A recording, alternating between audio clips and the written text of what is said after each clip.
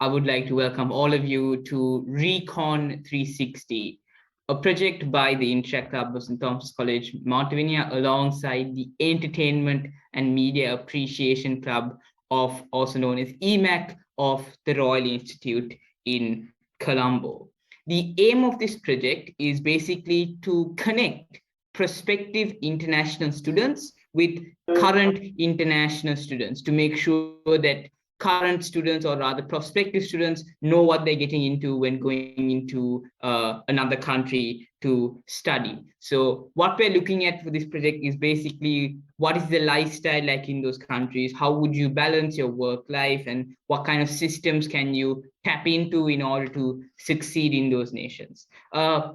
How this will work is I will ask a series of questions which were asked before, and which some of the people in the audience were able to ask their questions through those Google forms that we sent out a couple of days ago. Also, there have been some preset questions from the committee, but please feel free to drop any questions you may have in the chat, and depending on the validity and depending on the time, we will be able to ask the speakers today or their opinions on the questions that you put forward to us. Considering that the UK has a very different approach to education than the Sri Lankan system, what are some of the differences you see between the English way of teaching and the Sri Lankan way of teaching? Well, I can only speak based on my course. I don't know what the other courses are like, but I know for a fact that the Sri Lankan system is very much based on being able to memorize. Yeah. I know that O-levels are, and almost majority of O-levels was very much memory power. But when it comes, to my course, what they're looking for is the way you think. So, I mean, it's good in a way that you have your first year to figure out how to do it if you don't already know how to do it, because in your undergrad degree in the UK, your first year does not count towards your final degree classification. That's not to say that you shouldn't do well in your first year, because that impacts other things. But I think the main difference would be that the way you're meant to perform is very different.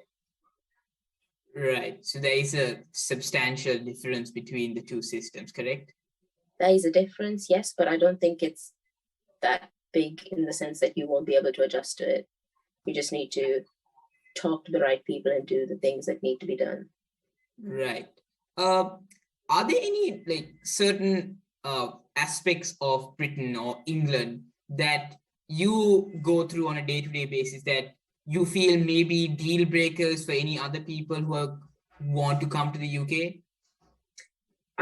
That is a very broad question. Could you narrow it down for me? So maybe maybe living expenses could be incredibly high, which could be a deal breaker, which could deter people from coming to the UK. So those kinds of things. Are there any things that? Yeah. Well, obviously, moving into a country in the West that is known for having quite high living expenses. That is something you know at the get-go when you start thinking of places to apply to. Yeah. It's something you've got to be prepared for. I wouldn't say it's a deterrent, but it is. I mean, realistically speaking, I know that it would be a deterrent for many people. Right. Living expense. I mean, but everyone has to deal with living expenses. Right. It's not just like an international student. Everyone has the same living expenses.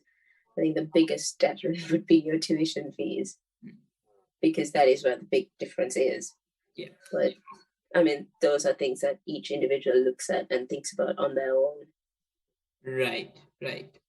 With that, you spoke about how you impact how the expenses or tuition fee could be somewhat hard to, as would act as a deterrent when it comes to getting to England. With that being said, how would you balance your finances when it comes to going to England? Because many people, this is their first time living by themselves away from their parents. So how would it work? Do you need a job to live in England? What kind of jobs would be available? And like, how would you maintain that kind of work-life balance? Well, that really depends on how you are being financed. I mean, everyone's in a different situation. Yeah. Don't know how. I mean, the way I've done it is luckily I didn't have to work during my first year. So and anyway, it was during COVID, so there were not many jobs anyway. Budgeting wise, I mean, I can only talk about living expenses budgeting. So that budgeting wise, I think it's more you can try and start and set yourself a weekly budget, but because you come from somewhere where the living expenses are very different and you didn't have to think about that stuff because you were living at home, I think maybe you take a month to figure out your lifestyle and the things that you need to live comfortably. And then you start making yourself a budget. And I mean, you don't have to, I mean, it really, I think, again, budgeting, it very much depends on you personally and your own situations. Right. But yeah. Right. You talk about expenses. How are the systems like in Britain? Because I know that the London tube system is known to be one of the best in the world. I'm not entirely sure how it is down in Southampton. But how can like an international student access those kinds of services? So this looks like services, things such as public transport, for example. Well, timetables and stuff are all online. So if you just do a quick Google search, you should be able to find your way around as to getting like tickets and stuff. As long as you've got a working contactless card, debit card, credit card, whichever that works internationally, or in a UK bank that you've set up once you get there, you're fine. You just need to tap on and tap off. Right. Are there any maybe student organizations that are there? So usually that in countries there are international students organizations that help you adjust to life in the UK, as in they show you around, they show you the systems. Are there similar systems in the UK? I know I can't speak for other universities or the rest of the UK because I'm in Southampton. But I know that, I mean, I didn't need it personally, but I know that I think each university has their own international student intake teams. Yeah. And they're very much there if you have any questions or you need any guidance. Yeah. And they do put you in contact with other students because every university has their ambassadors. So they put you in contact with them if you ask for it. I mean, at any of these things, budgeting, financing, everything, the universities are equipped to help you deal with them. They're very much aware of the fact that everyone is moving away from home and they're not used to it. So as long as you do your research, have a look through what your university offers, you are going to find so many different departments all specialized in dealing with each of these matters that you've brought up. Right. So it all depends on the student who is planning to go to the UK's research capabilities, correct? Their research it's not research capabilities. You just need to, you can't go to a different country with your eyes shut. You've got to know where you're going. Yeah. And as long as you know where you're going, you will know what services they offer you. Yeah. So that is really all you just be aware. Just be aware of the circumstances and surroundings. Cool. So you spoke about living away from home and like many people going away. How would you mentally prepare yourself, and what's it like living so far away from your family, your friends, and especially during COVID times where like your ability to go and interact with other people is also significantly curtailed? How would you really make sure your emotions and your mental health is kept in check? Well, right now we are not in any type of lockdown, so really going out and meeting people is not a problem. As opposed as being that far away from home. Personally, for me, I didn't struggle too much with it, but I know that people do struggle with it. But emotionally preparing yourself, I think, is just learning to be a bit independent. It can be difficult at the start, obviously, but again, if you need people to talk to, there are always enabling services that have people that understand and that will talk to you if you need it. In your own preparation, I don't think there's anything you can do to prepare yourself besides just going in with the mindset that I'm doing this, and not going in with the mindset that, oh, this is gonna suck. Right. Yeah. So then it has a lot to do with your own preparing yourself in terms of preparing your mindset when going to another country, correct? Maybe, but at the same time, I think it's very much a situational thing, and it's very, it's very strongly subjective. depends on you as a person. Yeah. All right.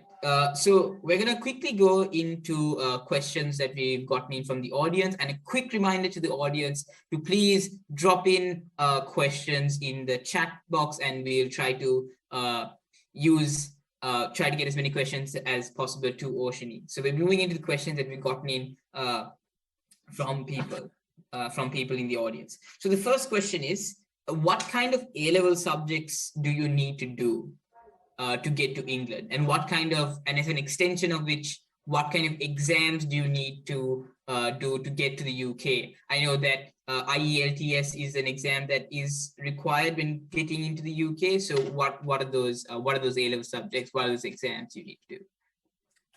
So I don't know how it works for the if you do local A-levels, because I didn't do them. I did the British A-levels. Right.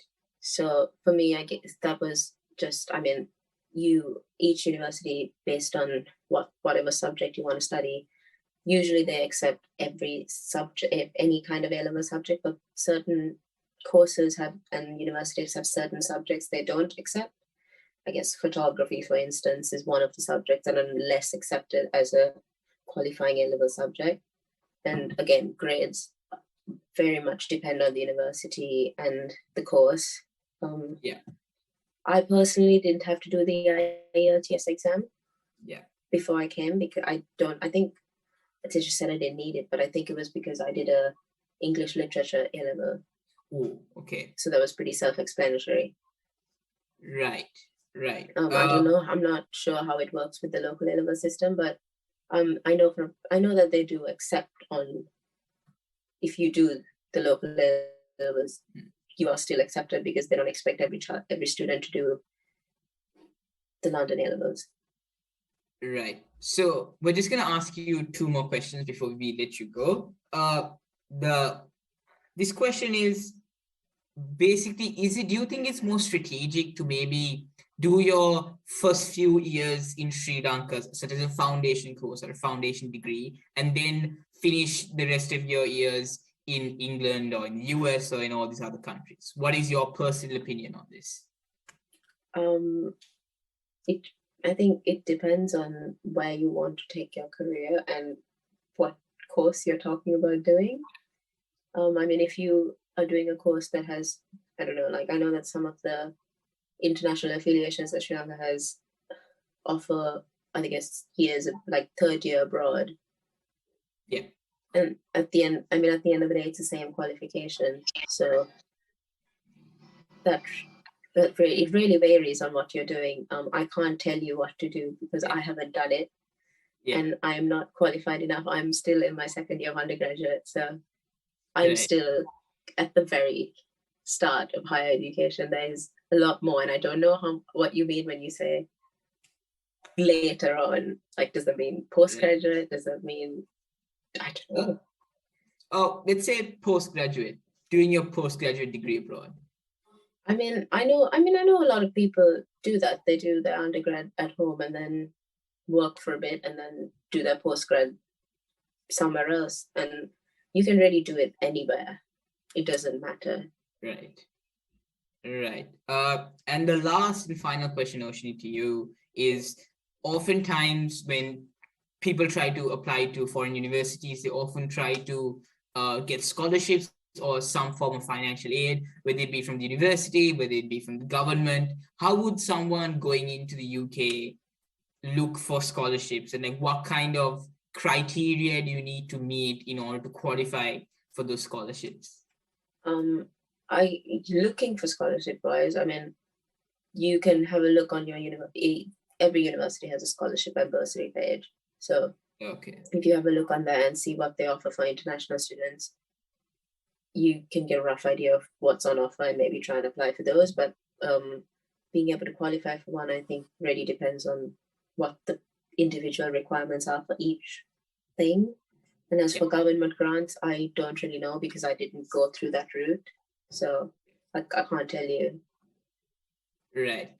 Thank you very much, Oshini. It was a delight for having you to talk to us. I'm sure a lot of people were very interested in your opinions and how basically you went about life in the UK. Thank you very much, Oshini.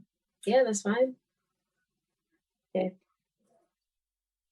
Thank you, Oshini. Yeah, that's fine.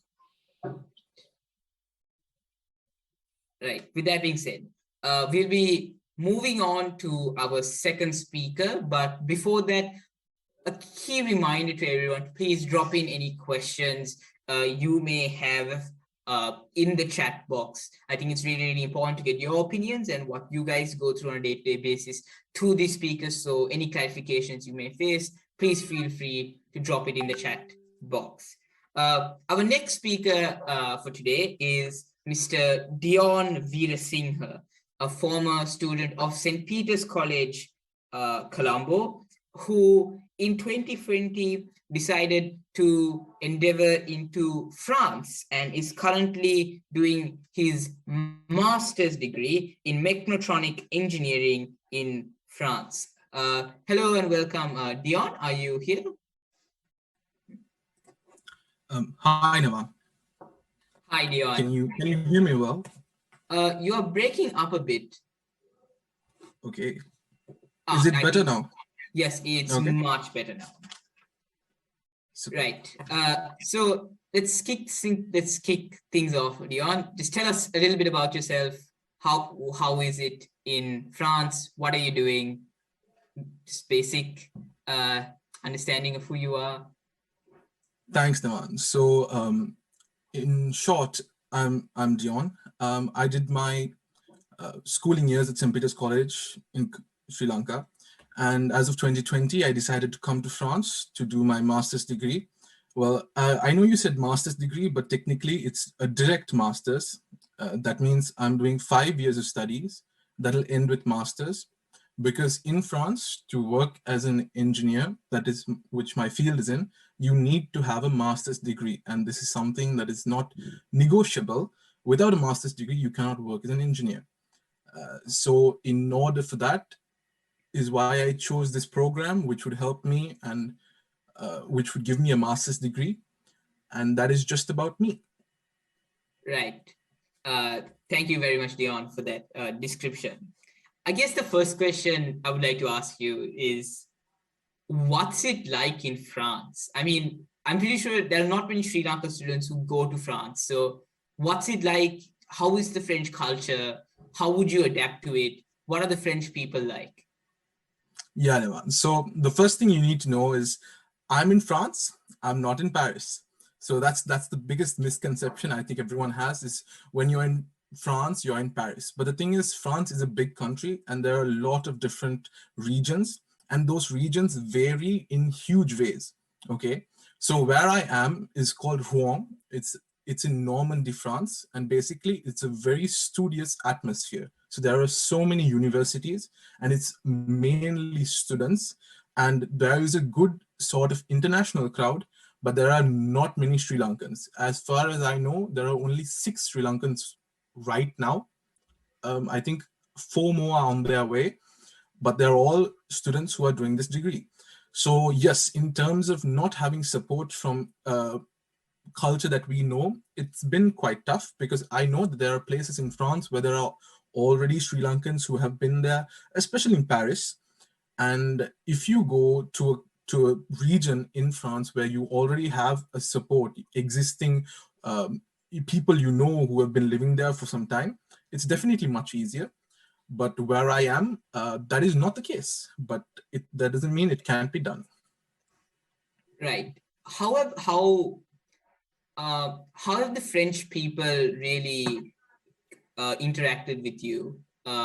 how are they like? What are their like certain attributes? Have they, again, the same question I asked Oshini, have they come up with like certain like stereotypes, or he's Sri Lankan, or the misconception No, that, so oh, he must be Indian? So how do you deal with yeah, those kinds of that misconception is always there. I don't think it's something just particular to France. I think it's something yeah, internationally known, because almost all South Asian countries are misrepresented as India, and that is something that you'll have to take, because that's life. yeah, And the thing is, when I said we are a very studious city, it's that we have a lot of students, and most of them are international students. So there is not much. It's not something new for people to experience foreigners, for people to experience people new to the French culture. It's something that they take in stride. So I'm definitely 100% welcomed here. But one thing, and I would advise this to any students also who might be listening, who want to go to a country that is not the UK or Australia or even the uh, United States, a country that doesn't speak English, it's a requirement that you need to learn the language of that country. Because here in France, almost no one speaks English, especially the town where I am in.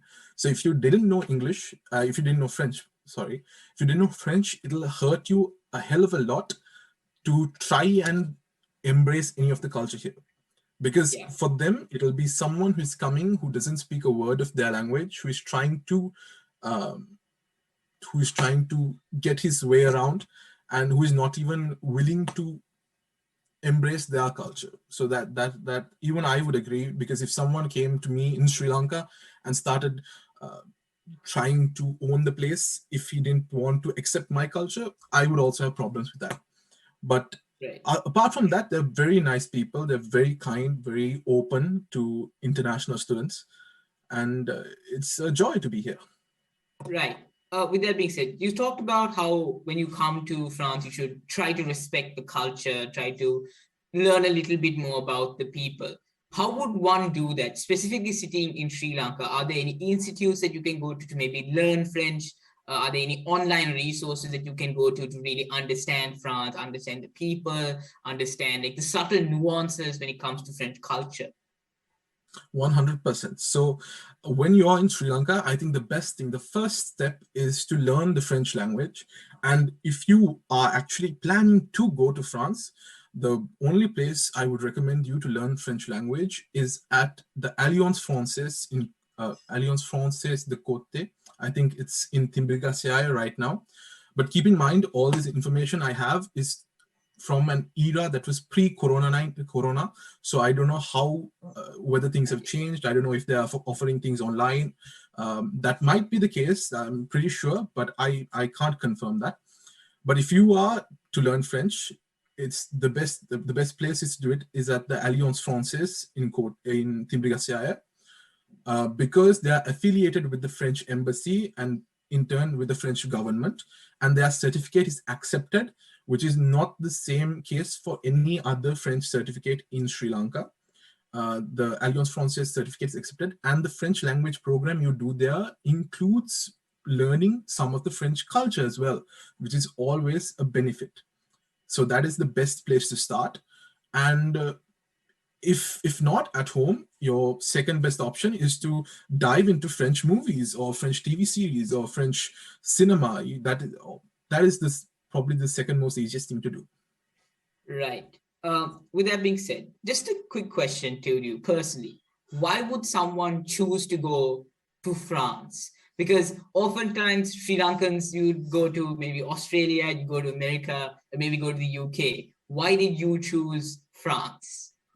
Okay, so my reason is very personal and it's very subjective, because for a lot of people, I think I can break it down into a couple of parts. The first part is, one thing is I wanted to do my degree, which is mechatronics engineering.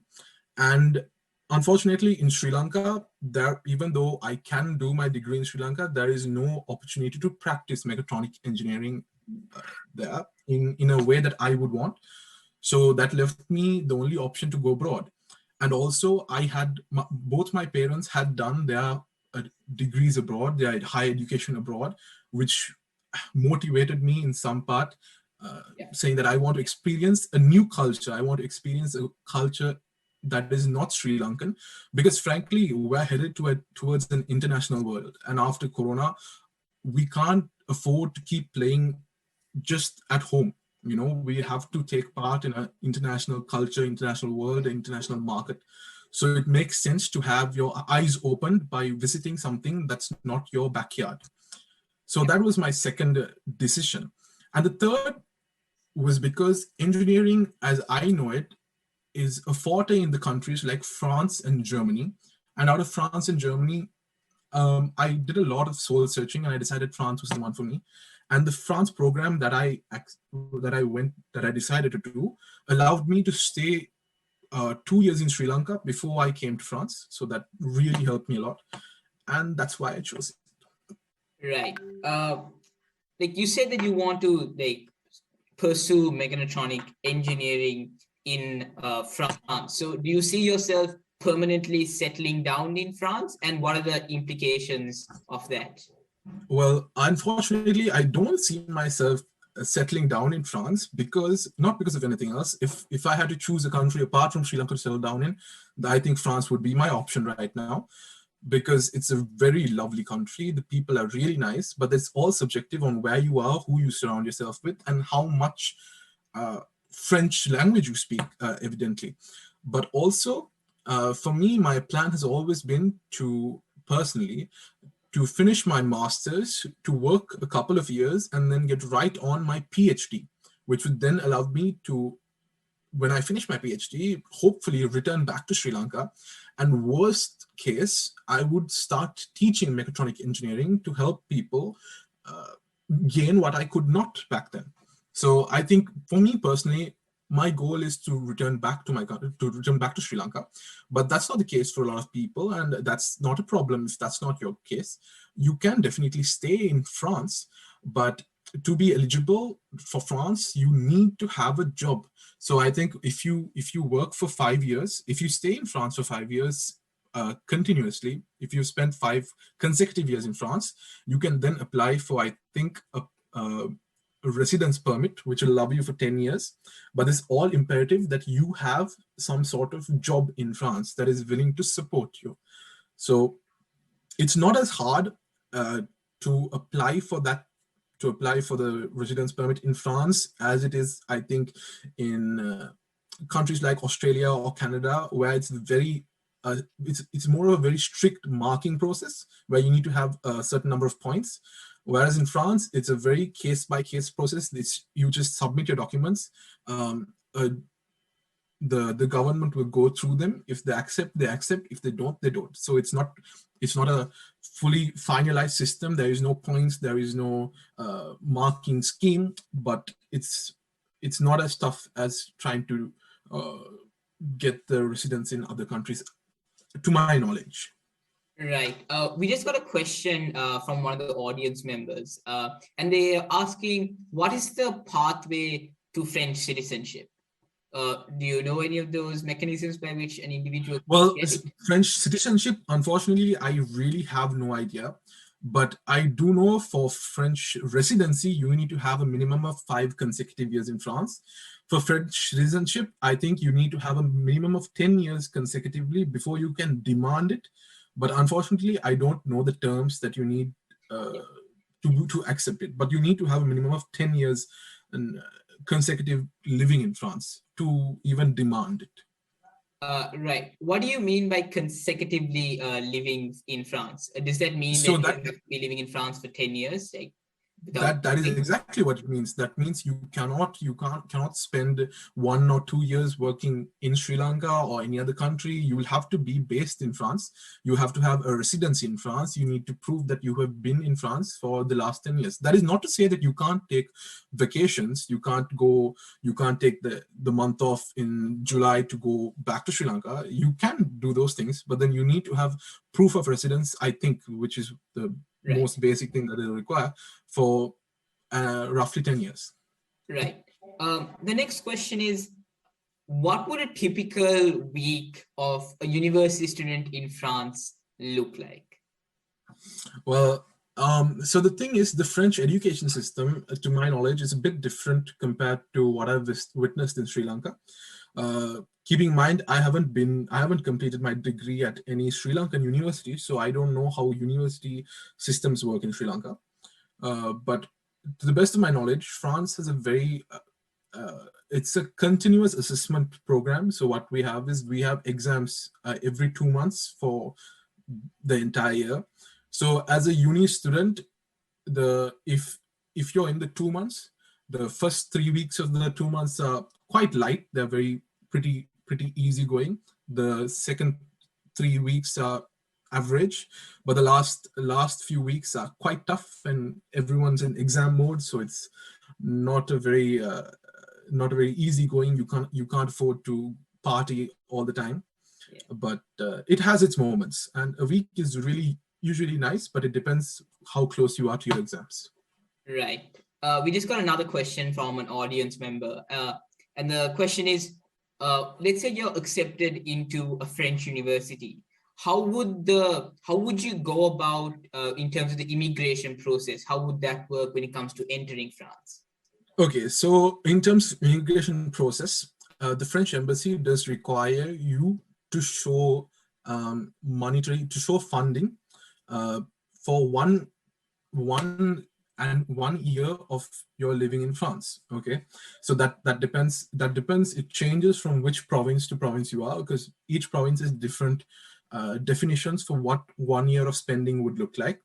But roughly, it can cost up to maybe from 5,000 to 10,000 euros, but it's a very broad range, and it completely depends on where you are going in France, how much your tuition fees is looking like. But if you do get accepted to a university in France, the university is more often than not very likely to help you on your visa process. But it is a requirement, I think, as far as I'm concerned, before I came, it was a requirement that you need to have a French level of B1 if you were to fly abroad. Or your university would have to give a letter saying that they have um, they have evaluated your French language proficiency and deemed it acceptable. But you need knowledge of the French language if you were to come here. Right.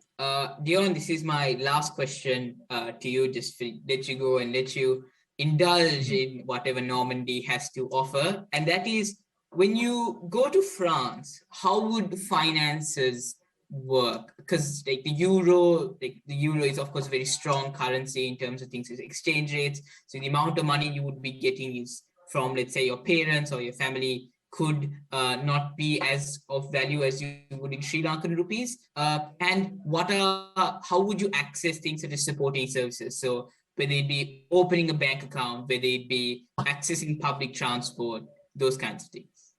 Okay, so the thing is, France is very, very student friendly, and there are a lot of services that are affordable and very open to students. There are also aids for how do I it's there are also services by the government that support people, that give you how do I what do you call it in English? It would be a lodgement aid, which would be a sum of money given to you by the government to help you with your rent, and that is accessible to all international students.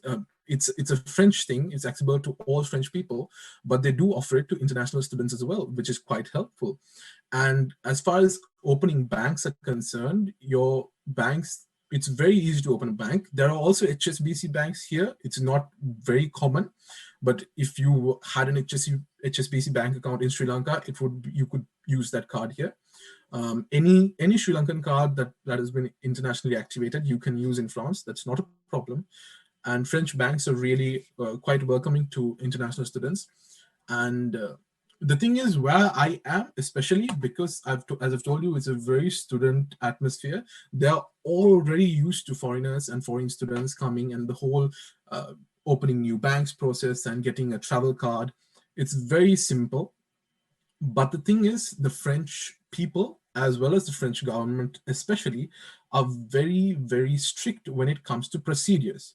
So one thing you need to know, if you are going to live in France, I can't speak for any European country, but for France, you need to be ready to work a bit when it comes to procedures. Like, for example, the visa procedure, the applying for your medical insurance, which is also free in France if you're a student, applying for your university, applying for your residence permit, extending your residence permit. Those all take a lot of procedures and a lot of documents. So you have to be ready to submit things like your birth certificate, the translation of your birth certificate to French. Anytime you go to the French government, they'll ask you for all these documents, and you need to be prepared to work a bit. It's not easy to, you can't come to France and just, you can't just laze around. You have to work a bit. Right.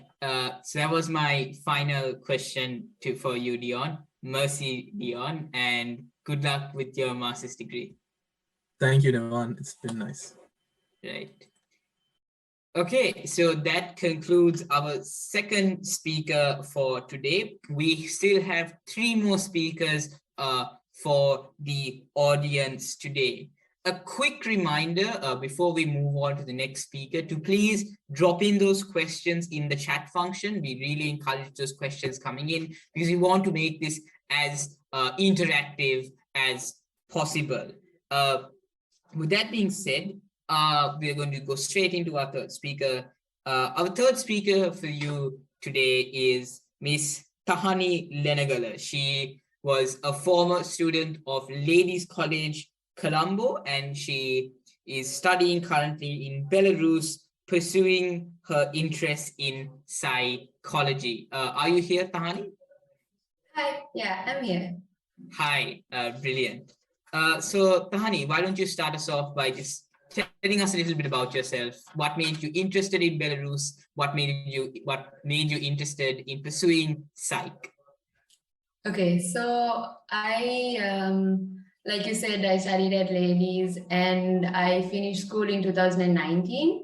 And my first year I started here in 2020. So actually before, I'm studying medicine here now, but before that I did do 2 diplomas in psychology back at home, mainly because it was COVID, I had free time and I had just finished school and I was waiting to get into uni. So that was just another interest of mine. But currently studying medicine here. So yeah, Belarus was, there were many, so my main reasons for, okay, so my firstly, I wanted to come back and work as a doctor in Sri Lanka. And for that, there are only a few universities that are accepted by the Medical Council of Sri Lanka. And so I had to pick my universities from that group of unis so that I had the opportunity to come and work once I'm done. Right. So out of those countries, I picked Belarus mainly because it's of its situation in where it's situated, as well as I guess also the tuition fee. So yeah. We just got a question in the chat panel. What are some of these recognized universities that the Medical Council accepts? Okay, so I'm sorry, but I don't know exactly by name most of them, but there's a lot in Malaysia, like places like IMU and yeah, but I'm not really sure with names, but Malaysia has quite a few unis. So does Australia, UK, Russia had about 3, but currently I think those universities are under evaluation. So I'm not sure if you can go to those anymore. India, Nepal, China, yeah, I think, Latvia. Well, in terms of Belarus, what are some of the specific universities in Belarus that the Medical Council approves of? Right, so Belarus has, if I'm not mistaken, 3 or 4 actually, 4 medical universities, state medical universities. And so there's like, the country Belarus has 6 states. So in 4 of those 6 states, they have these medical universities. And when I came here, so I'm in Grodno, and that's one of those states. And when I came here, this university was accepted. But last year, it's like acceptance period now it's done, and so it has to be renewed. So it's under evaluation. Then there's one in Vitebsk, which is currently accepted. Yeah. And then there's one in Minsk as well as Gomel, and those two, I think, are not accepted right now. Yeah. Okay.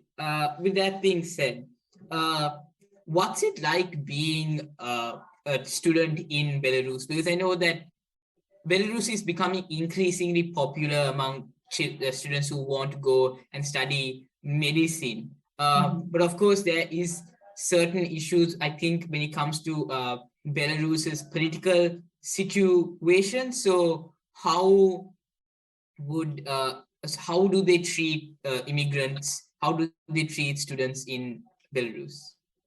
Okay, so regarding the political situation, it hasn't affected any of us. It's mainly to do with the capital, so Minsk, but even there, my friends there haven't had any bad experiences regarding that. When it comes to students, so like you said, there's a lot of students interested in coming and studying here. And as like to show you how much in my batch itself, like Oceanie and Dion spoke about how there's not many Sri Lankans, but in so I'm in the second year of medical college, and just in my second year, we have about 200 Sri Lankan students. Whoa. So yeah, so I mean, obviously pros and cons, but it's nice. So most of the time I don't really feel like I'm away from home because there's so many Sri Lankans here, and even like communicating, like, some people are like, you go abroad and you study a foreign language, would you forget like your Sinhala or your Tamil? Yeah. But you don't have that here because you have people to speak that language with. Right. So I'm assuming that having those people around you really helps you when it comes to adjusting to the Belarusian culture and Belarusian people, correct? Yeah. Again, obviously, you not feeling alone here or having those people there plays a huge role. But when it comes to you getting to know more people of this country, I feel like it may hold you back a little bit because you already have people who you're comfortable with. Yeah. So you might stick to them. And so you have to kind of go out of your way, learn their language and all to get to know the Belarusian people. Right. With that being said, are there any barriers by which are there any barriers to maybe making more Belarusian friends or interacting with the Belarusian people? Are there any like substantial barriers that it's very hard for immigrants and students to cross in Belarus? Mm-hmm. I mean, all the people here, especially in my uni, they're very friendly. The biggest barrier I would say is the language. So everyone at uni speaks their fair share of English, but like it is for us, they would like to speak so although it's Belarus, their main language here is Russian and they don't speak Belarusian as much. So like making friends, you need to know your Russian. And I mean, as the biggest advice that I would have to give about like if anybody's thinking of coming here is that you have to know to speak Russian. Like you don't necessarily have to know it before coming here, but you need to put in a lot of effort to learn Russian. And so if you know your Russian, you can make friends, you can feel comfortable with them, you can hang out with them, but not knowing your Russian makes it a bit difficult. And even like interacting with them, we're trying to communicate, and if they don't understand, then they get irritated, we are irritated, so it doesn't help anybody. Right. We just got a couple of questions in the chat for you. The first is, assuming that you were selected into a Belarusian university, what is the immigration process by which you are able to get to Belarus? Mm-hmm. So to come to Belarus, we can get visa on arrival. So for that, you need offer. So you need an offer letter from the university. So what you do is firstly you would apply, and then you get your offer letter saying you've been accepted and this is your invitation. And then that through that, you can apply for visa and you have your documentation, like the whole normal visa procedure for any country and all. And so I actually went through an agency, so it was a lot easier for me, mainly because a lot to do with the language as well. Like if it was maybe like somewhere like UK, it's easier to understand the process because it's a language that you speak. But with Belarus, having somebody from the agency helped me a lot. So with their help, we come here and then they give you your visa here and you get registration. And then that registration is what you have annually and you have to renew it. So you don't get like 6 years. So my course is 6 years. You don't get like 6 years of visa. You have to constantly keep renewing it every year. Right.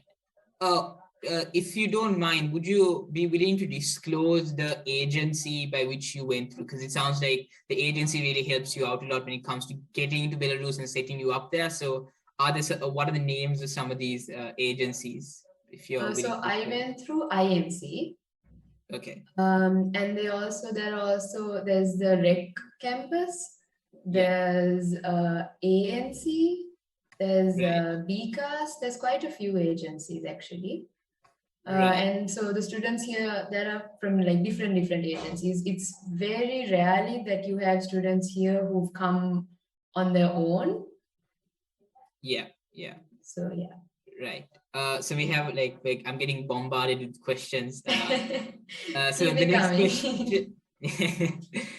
So the next question is, how would you go about in the application process?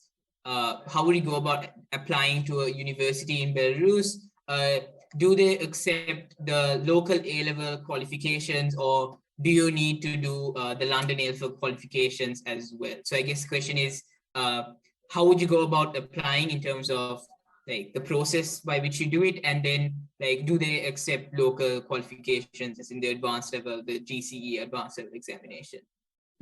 Yes, so they do accept local as well as London both.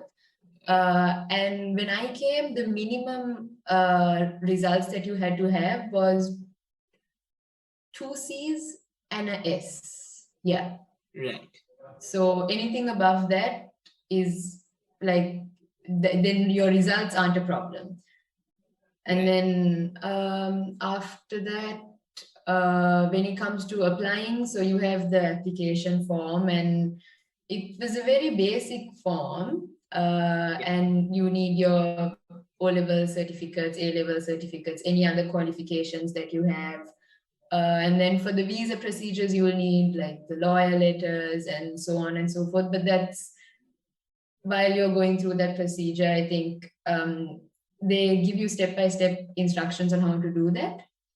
But your whatever A-levels that you do, anything is fine. You also have the option of, I mean, if you're doing medicine, you have the option of doing pre-med. So directly after O-levels, you can come here. Or, I mean, you can do pre-med in Sri Lanka and come here without your A-levels, or you can directly after O-levels come here, do pre-med here, and then continue the next year into medical college. Right. I'm getting more and more questions. So the follow-up question to that question I got was, you said that the minimum requirement is 2 C's and an S. Is that applicable to both local and London, or just the local A-levels? To just local, if I'm not mistaken. I'm not very sure about London because I did local.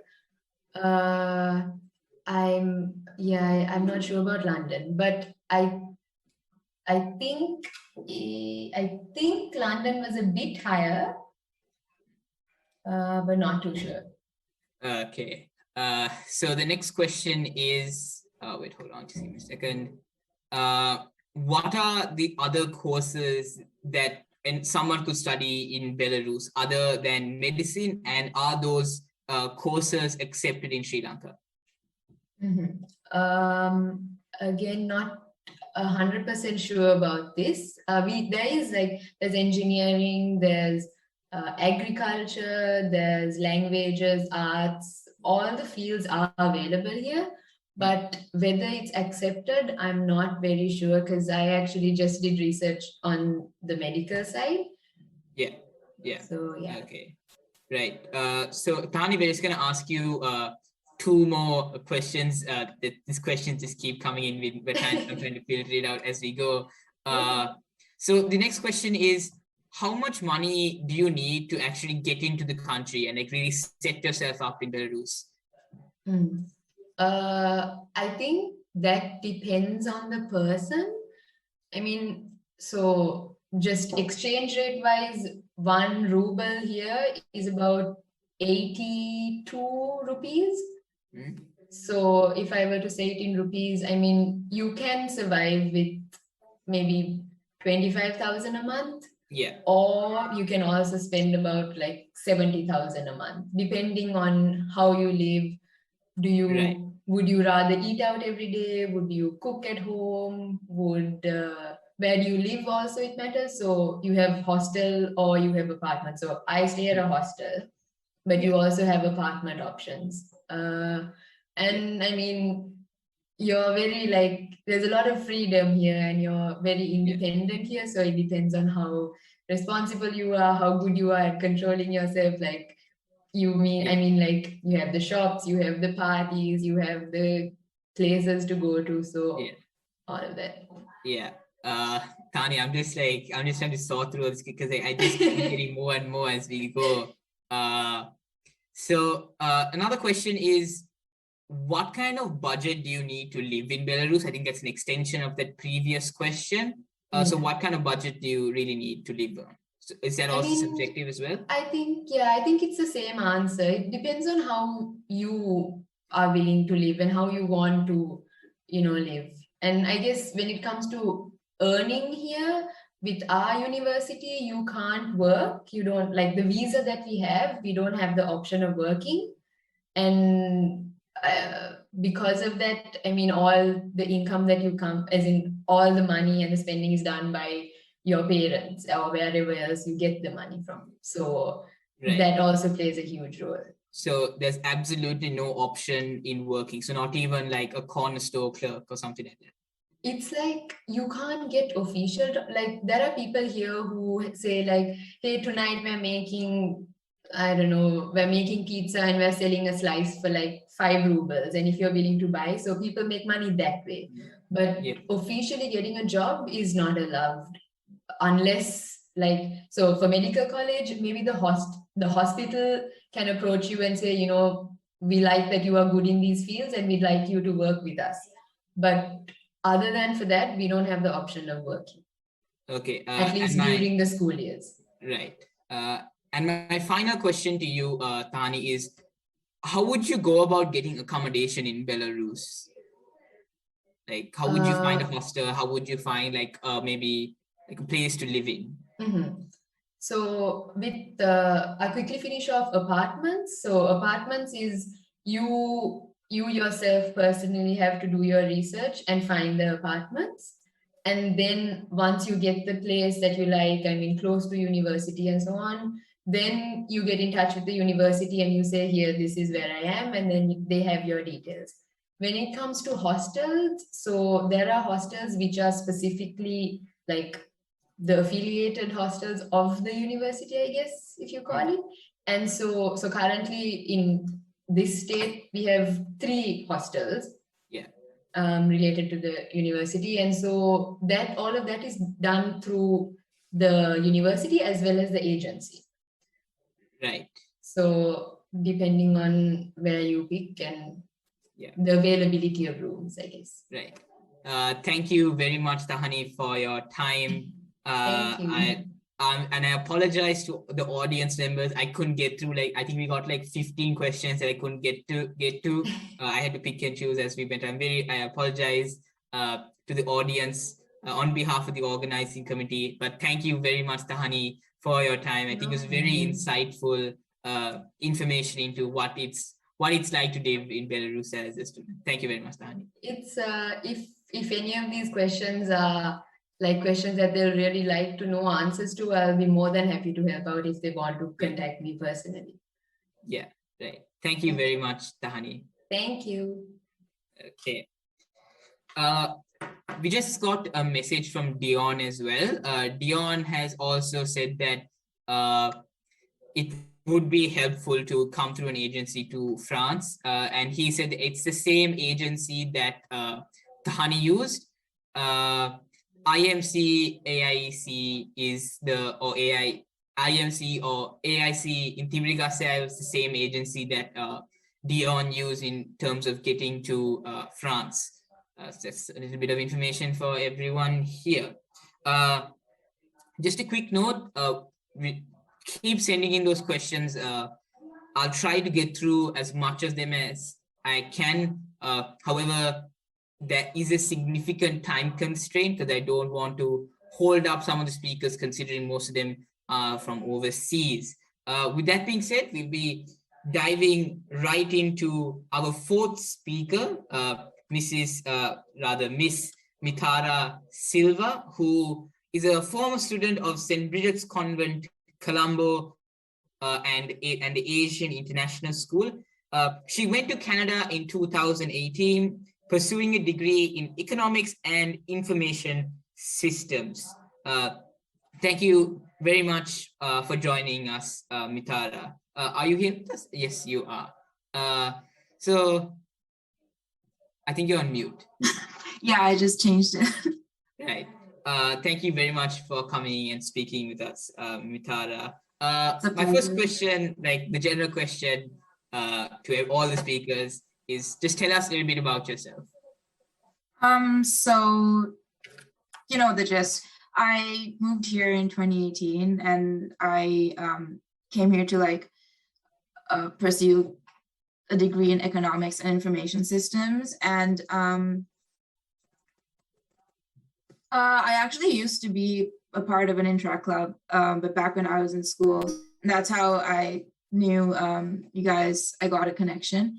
And I'm really glad that I could be a part of this today and give you guys some advice on how I got started here, because I didn't have a lot of help with that. I got like a few people helping me out, but never really had an event like this where like past students would come and speak. So it's really cool to see that.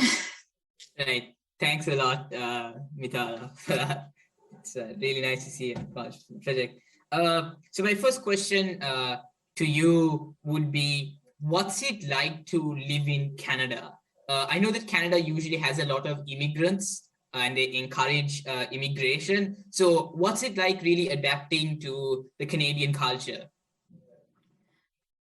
So the city that I chose to move into is actually like not as diverse as Toronto, because well, the place where my uni is kind of like an hour or two away from Toronto, which is like the capital.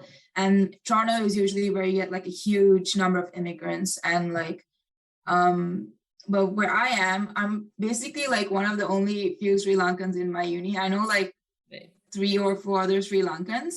There's a lot of Indian people. Yeah, but still like, it was very different. I had a very different experience compared to like a lot of other people who moved to like Toronto and like other cities.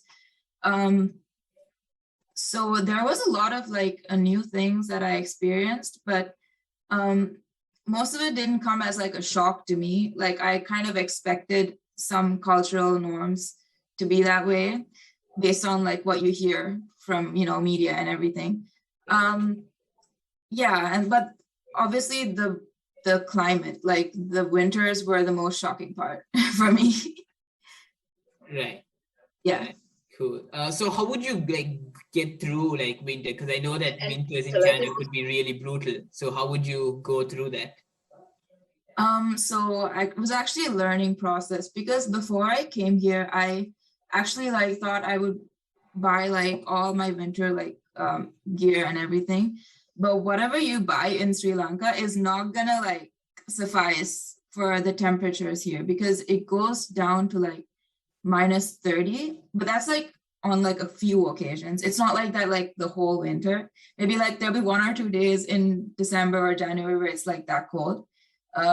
But it's not going to be like that bad. Trust me, like if you're planning on coming here, don't make that change your mind, because once you like get your winter gear and you basically figure that out and your transportation, like you're going to be fine. Yeah, so like once you come here, like just make it a priority to invest in a good coat and a good pair of boots, like a waterproof coat and boots. If you do that, then you're set. Yeah. Right. Okay.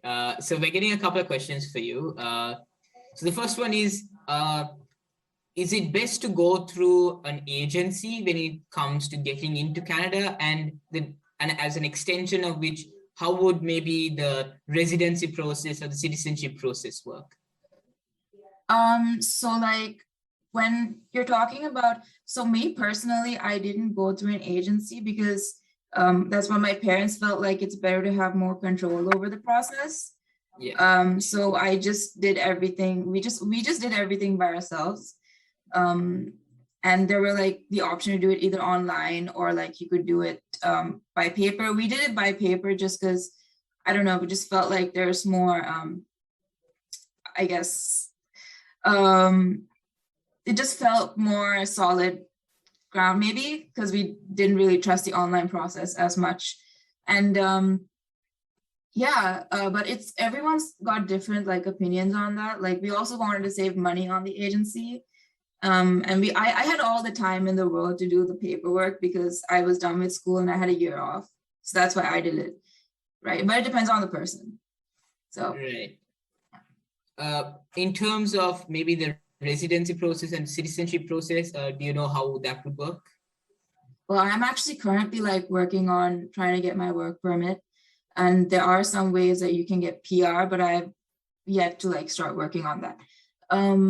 I am personally doing it on my own right now because again, I feel like I want more control over the process, but it depends on the person, like how much time or money they have. Right. Some people go through an agent because I have some friends who do that. Yeah. Okay, so we're getting lots and lots of questions. So the next question is, what are like the possible methods by which you could get to Canada to pursue a medical degree? I know that's not your particular field considering you're studying a degree in economics, but Yeah. do you maybe know a system by which that like maybe you could, like what are the options to get a medical degree? Are there like, is there an abundance of universities that you could choose from? Yeah. Those kinds of things? Yeah, like there are a lot of universities that are really good with their medical programs, but I'm not like an expert. I just know that you just have to see which unis are more geared towards like research. There are some unis who are really good with their science degrees, and there are some unis that are really good with their arts degrees. Like each university has their own like special like area, but they offer everything, but there's one thing that they're really good at doing. So you have to like weigh in your choice, then do your research, like see every possible university. Right. Speaking of research, are there any like maybe like website or like resources which you could use to really do your research when it comes to getting in and living in Canada? I mean, I've heard of some blogs that like a lot of new Sri Lankan people like who've like come in and they have like YouTube channels, but I don't really follow because 4 years ago I didn't really check that much. I guess I didn't think of that. I mean, I had like some cousins who helped me like get adjusted, so I wasn't really thinking about that aspect of it. But like since recently I've heard, like my mom has been telling me that there's new like YouTube channels that are available. A lot of new Sri Lankan immigrants have like started them, and it's really helpful. Like they give advice, like specific advice for Sri Lankan immigrants, and like where they can find different shops that offer Sri Lankan things. Like it's really nice. It's something I didn't have 4 years ago, so it's nice to see. Yeah. What about when it comes to like research, like the resources by which you could use to maybe find a Canadian university? What are some of the tools that you could have? So when I was searching up my universities, I just went to each university's website, and I started emailing you know, the faculty, like, and the academic advisors, and they're really, really helpful. Like if you're planning on applying to that university, you have to maybe form a connection with them. Like you're gonna wanna like start emailing the schools that you're interested in and like get them to like kind of get to know you or like hear your name, like form a connection even during the applying process. Just ask a lot of questions. Yeah. Right. So there's a bit of a recurring question that's coming in from multiple people as to how much would it cost to really, just by tuition fees, how much would it cost to really do a degree in Canada? It's really like a wide range. So it depends on the university. So I applied to like 7 different universities. I was hoping to like maybe get a scholarship to help me out because it's not cheap. And I ended up going for the uni that did give me a scholarship. So I was able to cut down on that. So like it ranges because there are like some really high level universities and then there are like colleges, which are like the cheapest option. If you were to think a place like U of T would cost like just tuition itself would cost $50,000 per year. Yeah, and the uni I go to, it's like, I think they've even bumped up the prices. It's gonna come up to like 22,000, but I was able to cut that in half because of a scholarship. So okay, yeah, that's the only reason I'm even going here. Affordable for me more than anything else. Speaking of which, a lot of people are asking as to how would you get a scholarship, as in what is the procedure by which you could get a scholarship, and like how would you find a scholarship? So like you just have to check the university websites. There should every website. So like the good thing about Canadian universities is that their websites are very detailed. They'll give you everything you need. They have like sections on their scholarships that they're like offering. You have to search up name by name. I don't know of a website that offers everything all together. I don't think there is. There are like these websites that rank universities, but they don't give like all the details. And universities, sometimes they change their scholarships like annually. So you got to come back and check like what are they offering. I have like tried applying. Every university has like a full scholarship to an international student, more or less. I don't know if they still do that. But I remember that U of T, when the year that I applied, and they had like a scholarship going on where they were giving like full tuition to 37 international students or international and local, I'm not sure. That was what I was trying so hard to get, but I couldn't get it. It was really competitive. Like you have to write a whole essay and everything for that. Yeah. And you have to be really convincing. You got to be unique. Your essay can't look like anybody else's, like, because I'm pretty sure a lot of people wrote the same thing. Everyone wants the same thing, right? You just got to make yourself stand out. So it was so competitive. So most of these universities, if there's scholarship, that you have to write a long essay, and they'll have questions and you answer them. Right. Yeah. Right. Just another question that I got in just now is, what does like the university competition look like in Canadian universities? What do you mean? Like, is it competitive to get in? Like, in terms of getting in, but also like competition in terms of getting scholarships, but also like in exams, like competing to be like valedictorian or like getting honors, like that kind of competition. How is the competition?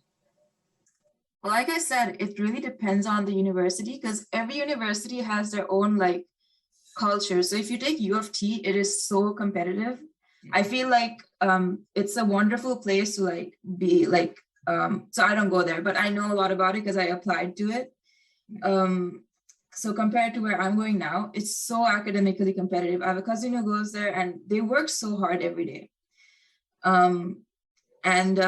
It can go to a point where like students could feel alienated or like they don't get the help they want from the faculty because it's competitive. So that's why like when you're choosing a uni, you got to think about that too. Can you handle that? Like you have to be able to handle that because you want to go your 4 full years. You don't want to be transferring to another place halfway through. So you got to think about that. If you are an academically competitive person, then that's the place for you. If not, then you got to look like another place. Like for example, York. York is less competitive, but it's still a good academic environment. You get good resources. And like they're really good with their business programs. And like my uni is actually like not a very big uni. It's kind of a lot like it's smaller, but it's a good university. It's like it was ranked like the best for an undergrad experience. It was ranked the best, just because like it's good for undergraduate students because it's an environment that doesn't really like stress you out. You can get your degree, and you have a lot of resources, and it's easily accessible just because it's a smaller university. You can easily contact your profs. You have direct access to like, you know, all the academic materials you need or whatever else help. Right. So yeah. Right. Another question we got in just now was, what would a typical budget for a university student look like? So then again, it depends on, especially on where you live, because I decided to like move away from like the big cities and I'm living in a smaller city. Yeah.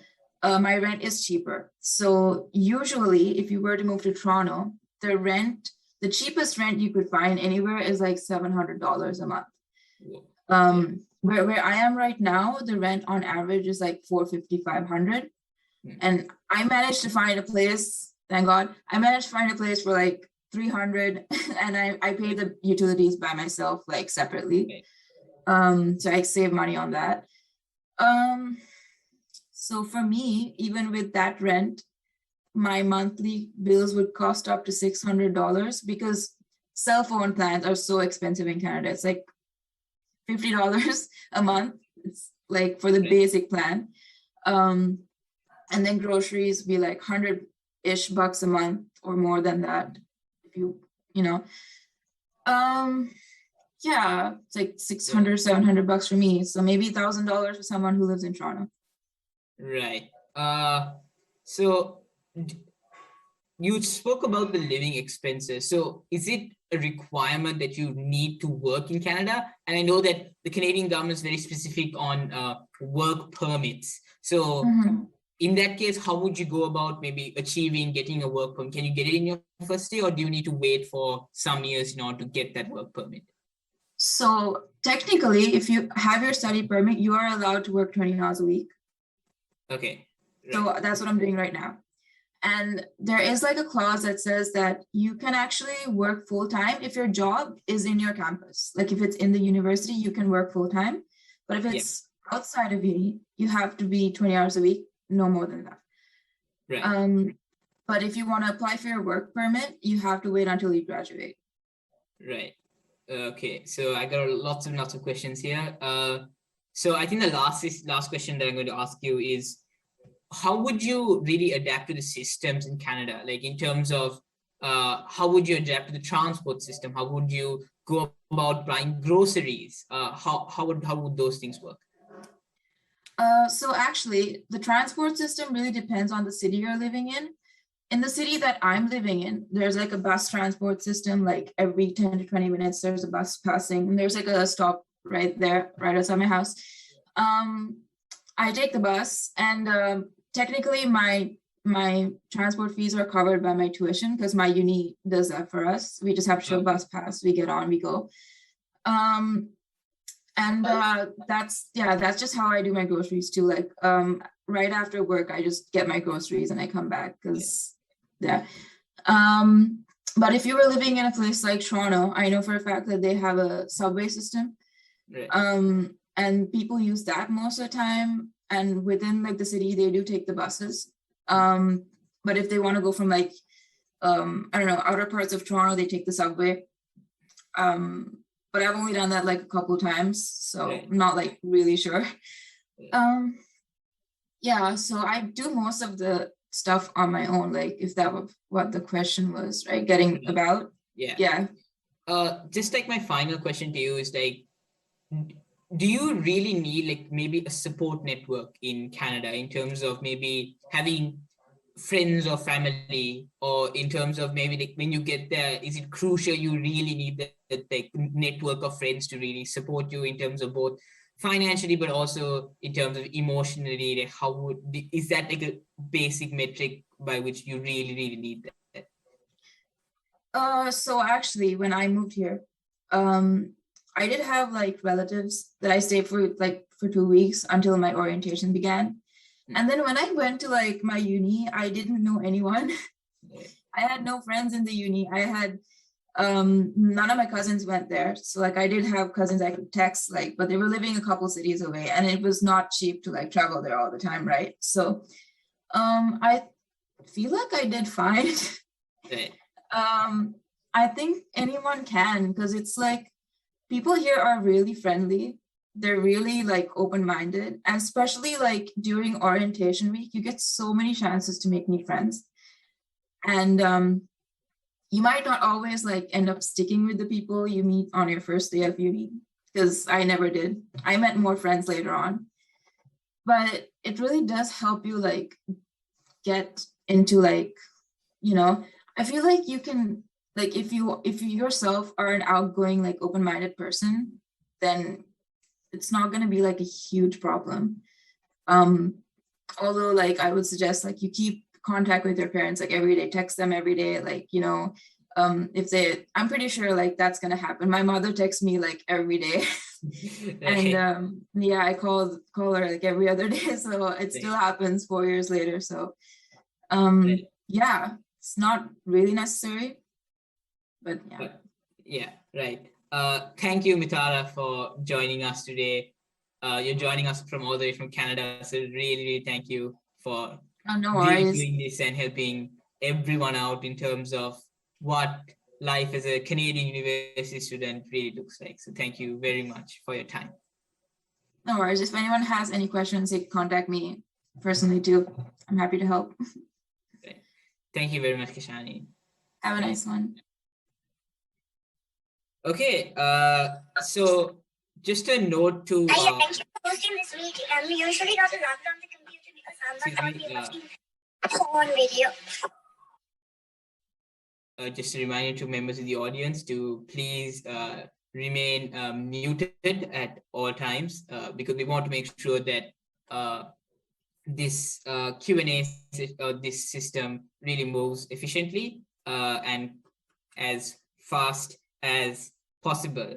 I would like to introduce our fourth speaker for the evening, Mr. Subhash Gamage, who is a former student of St. John's College, Nugegoda, as well as Nalanda College. He is currently pursuing his doctorate in the United States of America. He's also a committee member at the Graduate Students Government at Notre Dame, and he's also a member and a highly distinguished individual involved in various forms of student associations and student government in university. Thank you very much, thank you very much, Subhash, for joining us this evening. Thank you for having me, Nawan. Can you hear me? Yes, loud and clear. All right. Good. Right. So as always, let's go through the generic first question. Just tell us a little bit about yourself. All right. So I'm a third year graduate student in a PhD program for biochemistry at University of Notre Dame in Indiana, which is in the Midwest part of United States. Yeah. I actually did my bachelor's here as well, but it was back in New York, but not in the New York City. It's more towards upstate, where it was a small town in a small university. Yeah, that's about it. That's right. about my. Right. So what are you in Indianapolis, in Indiana, or are you like? Not actually. I'm actually a couple of hours away from Indianapolis. So Right. my university is actually situated in a small area, like a small town called South Bend. It's how it is, like most of the research universities and as well as high-ranking universities are in these small towns. Right. So you have a very personal life and very secluded life in these small towns all the time. Right. So what has it been like to live in Indiana? Especially because I know that Indiana isn't the most immigrant friendly, if that's the way I would put it. So how would you really adapt to that? Okay. I would say not really, but definitely Indiana is one of the cheapest states to live in the United States. because the cost of living is very friendly for everybody, immigrants, non-immigrants. But I just moved to Indiana just because I got the acceptance for this particular university, and I was interested in doing research that I'm currently working on. But when I did my bachelor's, I think even though it was in the New York state, my town was pretty economical as well. I don't see a huge difference between the cost of living between New York State, where I was in, as well as here, but it's totally dependent on the individual and how your expenses goes on and how you spend.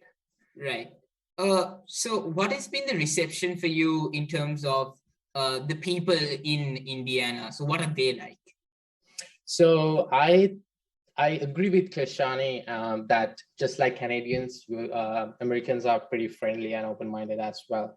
And you have pretty much good support system here, and they are always ready to help.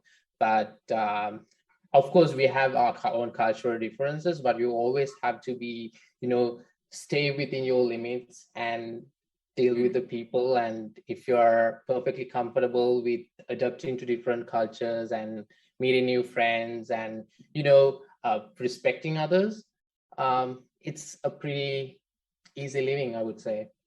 Right. So we just got a couple of questions in the chat for you.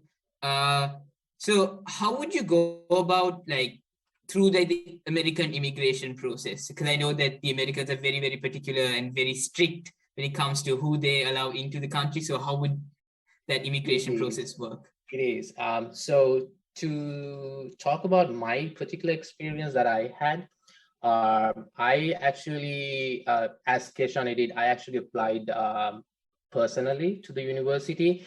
The application process is pretty much the same to most of the Canadian universities. You just have to do your research, talk to the international office or recruiting agents from the university, and do the application process. And once you receive, and you might well able to get a scholarship as well, depending on your experiences, grades, and everything.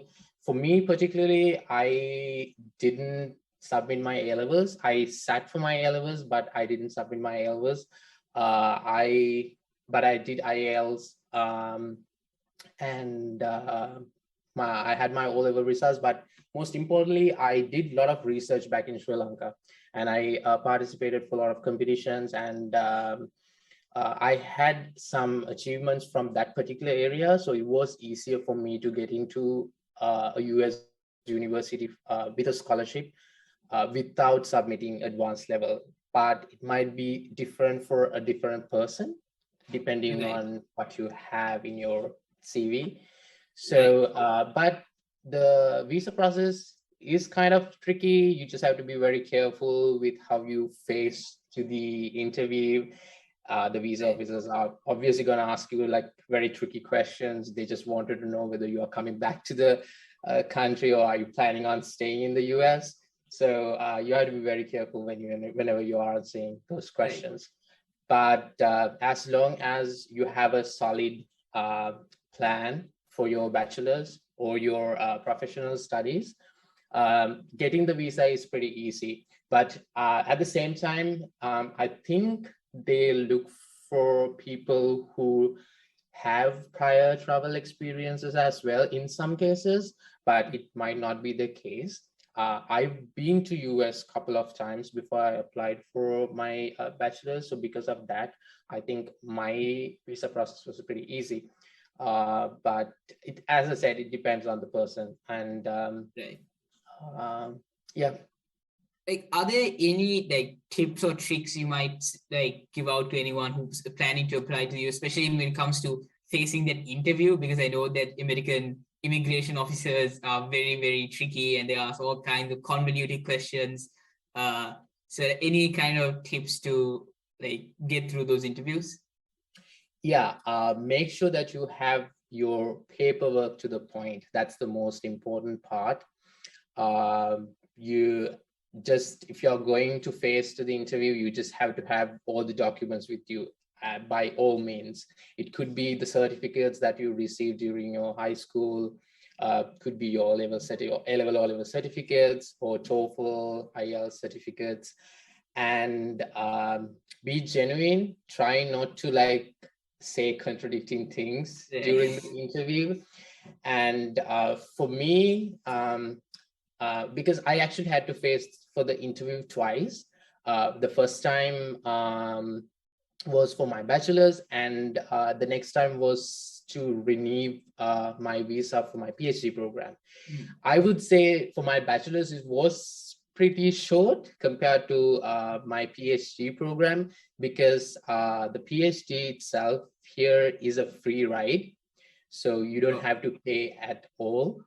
It's all paid by the university for you. So you are pretty much getting paid to do research. Because of that, that particular interview was a little bit tricky, and they went a little bit compared to my bachelor's. That's probably because you are bringing them revenue to the country by paying the tuition. Yeah, if you are, whenever you are facing the interview, you just have to be like genuine and to the point whenever you are answering those questions.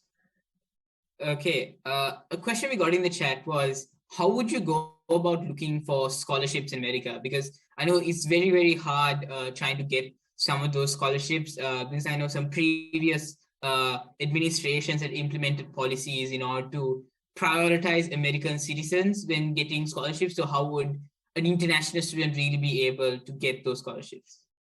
So I think networking is an important factor. If you have friends in the US who are already studying, that would be the best option to find scholarships for yourself and the particular universities that you should apply to. Because one thing is that from my own experience, I would suggest for going for bachelor's to a average university, because you are paying out of your pocket.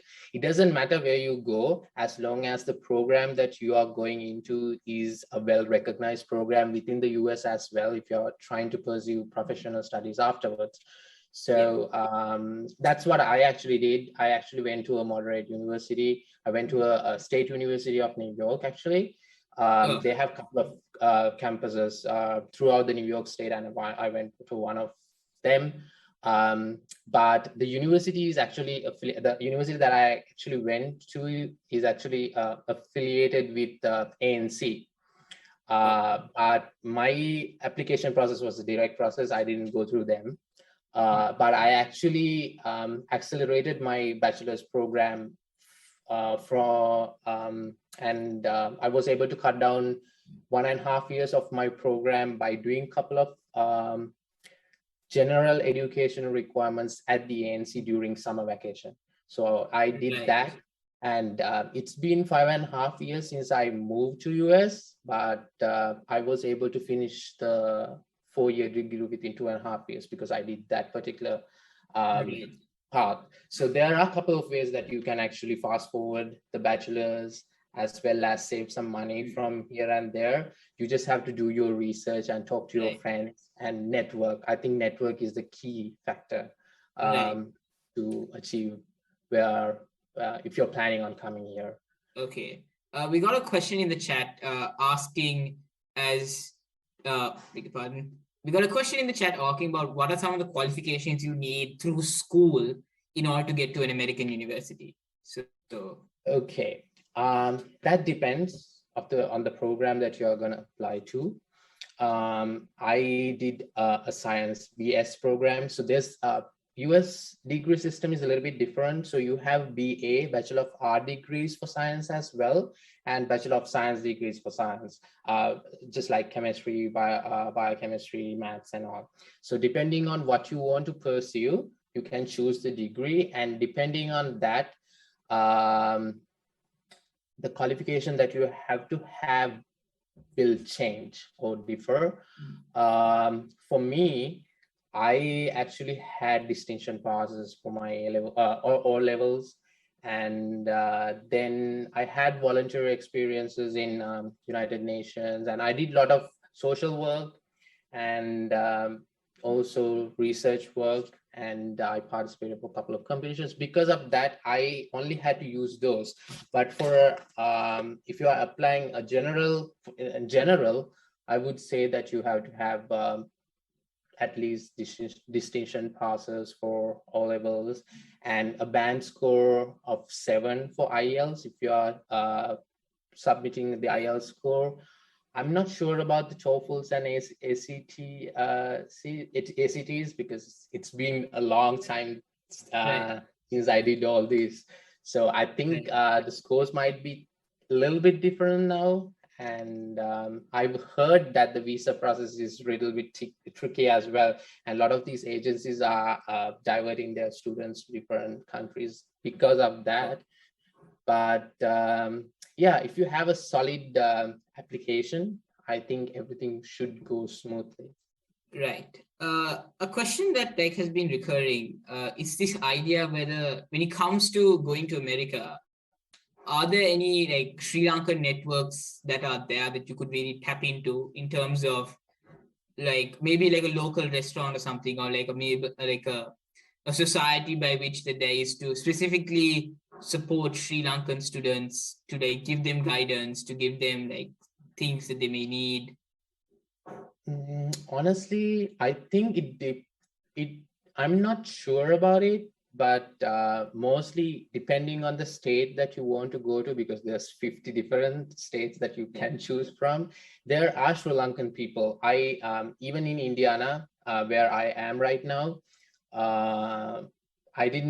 when I applied to this particular university, I didn't know whether there's any Sri Lankans or not, but apparently there were few. And there's a couple of Sri Lankan professors who are teaching here as well. So I think wherever you go, you might find a couple of people, but and all these people have their own social gatherings and events as well. And as I said, it depends on the state that you are planning on going. If you're going to, say, California or New York, you might find more Sri Lankans on those areas. And they might have good networks as well. In fact, there were a couple of Sri Lankans who studied with me in my bachelor's and who are right now living in California and working for a Sri Lankan company as well. So likewise, once you come in, you can make connections and network with people, and you'll meet a lot of Sri Lankans who have stable businesses or teaching here, and depending on that, you'll be able to find a lot of opportunities, I would say. Right. When it comes to budgeting, are you allowed to work in America as a student? Yeah, so you can work, and it depends on the campus as well. The working hours depend on the campus. And as Keshani said, but I think in Canada, you can work outside, but in the United States, you cannot legally work outside of your campus, but you can work in the campus in, say, dining halls or as a desk attendant. And there's a cap of 20 hours per week. But there are special cases that people who I know and that worked for more than 20 hours. It depends on the school and how the international office is processing and allowing the students, international students, to work in or off campus. So yeah, the general cap is 20 hours per week, and the minimum wage depends on the state. In New York, you might get a higher minimum wage compared to Indiana. It depends on the cost of living as well. Right. So we got a question in the chat. And what are some of the healthcare options for students in America? And what kind of procedures the kinds of insurance covers? Because of course in the US there isn't a universal medical system, and it's depends on each state you live. So how would you get these insurance policies, and what kind of procedures or medical coverage do you get as an international student? So both times I've been in colleges, I've taken the university health plan that they usually offers to the students. I rarely used mine during my undergrads, and it usually comes as a so your semester bills comes along with the university health insurance plans cost as well. So it's already added to your bill. So usually that's how I did my payments. But it's not the case all the time. You can search for certain university plans that's available from third parties. But I never has taken that route because sometimes it could be expensive in Right. certain procedures if you have had the chance to go through surgeries. For instance, I had appendicitis recently, but my bill came around 20. I think it's $45,000. But then there's certain discounts that the university health plan offers, and then there's a deductible that you have to pay, and then there's a certain amount that you have to pay out of pocket as well. But sometimes university will pay that amount for you as well, depending on the case and the severity of the procedure that you go through. For sure, eye testing is not covered and dental is not covered from any of the university plans that they offer, but you can get third-party health insurance for sure. Okay, so a question that we got in the chat was, America uniquely has high levels of gun violence and a lot of hostility towards immigrants, and especially considering you're living in a deep red state that is Indiana. Like, do you face any kind of hostility from the people there? Like, how would you deal with it? I wouldn't say that is the case. Even though I live in Indiana, South Bend is very liberal. It depends on the county as well. And but I'm actually going to a very conservative school. But regardless, I would say, as I said, if you know your limits and you know how to tackle certain incidents and how to approach people, I wouldn't say that it would be a huge problem.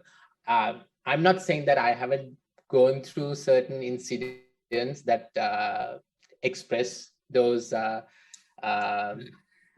areas in the United States, but I was always able to manage them and turn it the other way around and just pass by it most of the time. And my final question to you is, what would a typical budget look like as a university student in America? Okay, so the budget, like Keshan said, it depends on the person. But for bachelors, usually the entire tuition, along with the tuition fees and the living cost, it usually takes around $25,000 to $35,000. Regardless of the state. That's like an average tuition cost along with the living expenses for a moderate university in the United States. But monthly expenses depend on how you live, how you spend. Usually you need at least $200 for food. I try to save on food, but it's never a healthy thing to save on food. You have to eat, because whenever the education culture is very different, you have to be very independent. You have to have your health in a stable position for you to achieve your goals. So I think you have to have a proper food intake. So usually take $200 for a month. and I'm sorry. no, that's fine. $200 per month, and then depending on how you shop, because there's a lot of things, you know, people. It's very tempting because the online culture, shopping culture here is very in a different level compared to Sri Lanka, I believe. So you can get whatever you want in a like couple of days itself. So you have to be very careful on your spendings. So if you can control yourself, I think you can live perfectly fine with less than an $800 budget. Right. Thank you very much, Subhash, for your time and especially joining us from America. It was a real pleasure to speak with you, and it was very, very insightful as to what prospective American students may want to look at and what they want to do. So thank you very much, Subhash, for your time and your insights. Thank you for having me, Never. Like all of them said, if anybody have any particular questions, you can reach me. I'm on Instagram, but I'm not on other social media. But anytime anybody can reach me for any questions, and I would happy to help. Right. Thank you very much, Subhash. Take care. No problem. Have a good day. Right. Thank you, everyone, for coming today. It was a real delight to see. I think we had around 90 participants at one point. So it was really encouraging to see so many people join in for these sessions. Of course, these discussions don't end today. There is a second session tomorrow, which will include these 4 countries. We will start off with Australia. We'll go on to Japan, Germany, and then we'll finish off with Singapore. So thank you everyone for joining in today. We hope that you all were able to get some tips and maybe some analysis as to what are the things you really need to do before going into those countries, but also what you need to do when in those countries. So thank you very much for joining in today, and we hope to see you tomorrow. Thank you very much.